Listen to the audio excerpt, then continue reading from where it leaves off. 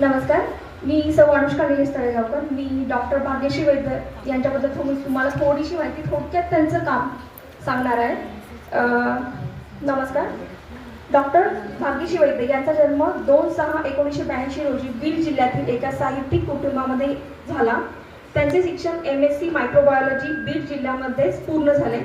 तसेच संगीत उपांत्य विरासत, सुगम संगीत, पत्रकारिता या गोष्टी बीड आणि लातूर या ठिकाणी शिकल्या. मायक्रोबायोलॉजीसाठी बीड सारख्या छोट्या जिल्ह्यामध्ये झाले. त्यांचं मायक्रोबायोलॉजी बीड जिल्हा झालं. या सगळ्यांमुळे त्यांचा उत्साह आणि आत्मिक शक्ती वाढून समाजासाठी जास्तीत जास्त कार्य करण्याची प्रेरणा मिळत गेली. त्यांनी वयाच्या 13 व 14व्या वर्षामध्ये विविध विषयावर लेख लिहायला सुरुवात केली. 13-14व्या वर्षात आपल्याला लेख कसे लिहितात ते तरी माहित होतं का? त्यांनी त्या वर्षात सुरुवात केली. ग्रेट, मस्तच.